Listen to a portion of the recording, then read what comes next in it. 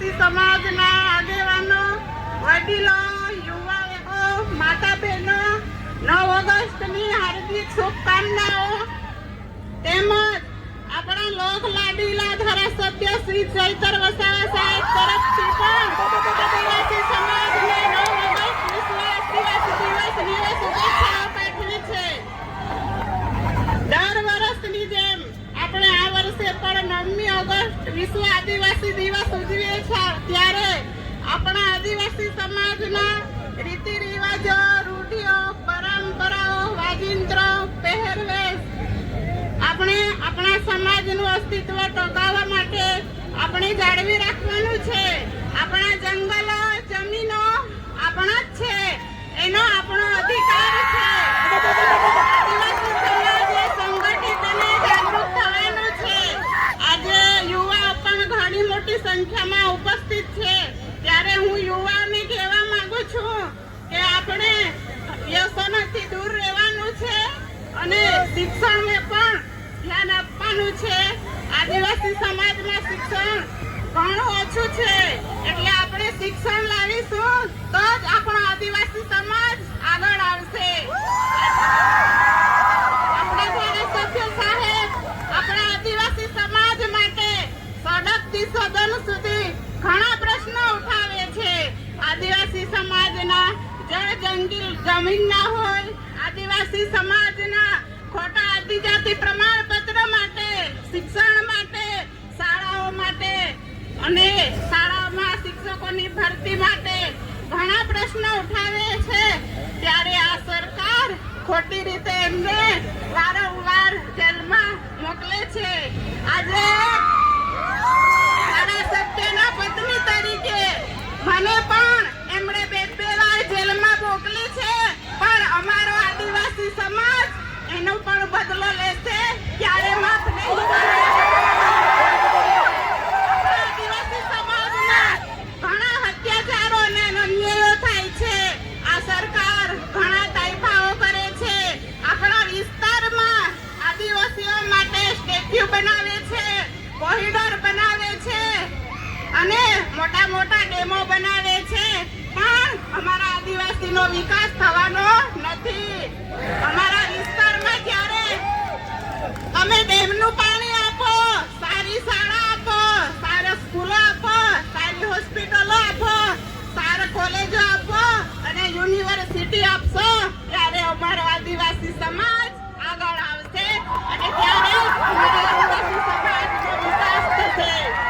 આજનો 9 ઓગસ્ટ વિશ્વ આદિવાસી દિવસ તરીકે અમારા ધારાસભ્યને ખોટી રીતે જેલમાં ફસાવ્યા છે. જંગલ જમીન માટે, આદિવાસીઓ માટે લડે છે.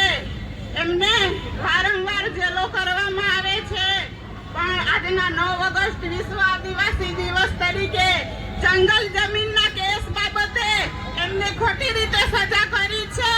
એ સજા તાત્કાલિક રદ થાય અને એમને વહેલી તકે જામીન મળે, ન્યાય મળે એવી અમારા આદિવાસી સમાજ જય આદિવાસી, જય જોહાર. આજ 9 ઓગસ્ટ વિશ્વ આદિવાસી દિવસ નિમિત્તે ડેડિયાપાડા ગ્રાઉન્ડ ખાતે ઘણી મોટી સંખ્યામાં અહીં વડીલો, બહેનો,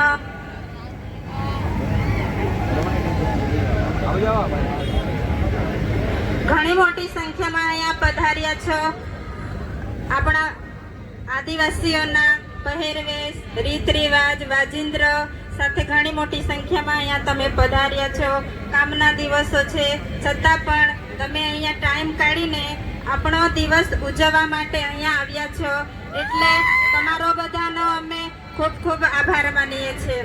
હવે આજના દિવસે ખાસ તો જે માણસ આપણને જાગૃત કરે છે, આપણા માટે લડે છે, હર હંમેશા સડકથી સદન સુધીના માટે જે સરકાર સામે બાયો ચડાવીને જે લડત લડે છે, તે આજે આપણી વચ્ચે અહીંયા હાજર નથી.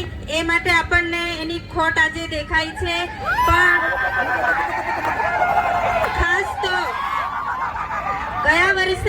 આવી રીતે જ એમની ખોટ હતી, એટલે આજે હું ધારાસભ્ય વતી તમારી બધાની માફી માંગુ છું કે છેલ્લા 2 વર્ષથી હું તમારી વચ્ચે હાજર રહી શક્યો નથી.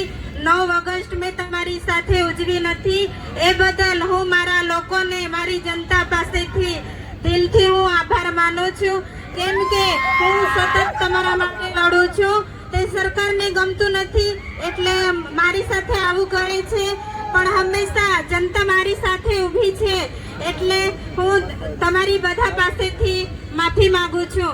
અને ખાસ તો આપણો આજે દિવસ છે, આપણે ઘણી બધી જગ્યાએ ધામધૂમથી ઉજવીએ છીએ, એવી જ રીતના આપણે ડેડિયાપાડામાં પણ આપણે શરૂઆત કરી છે.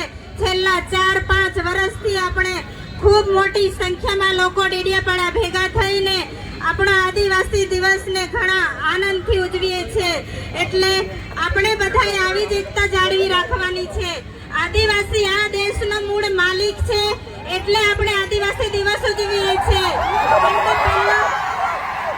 જળ જંગલ જમીન બધું આદિવાસીનું છે, એ હમણાં આપણી પાસેથી છીનવવાની કોશિશ કરી રહ્યા છે, એટલે આપણે બધાએ એકતા જાળવવાની છે.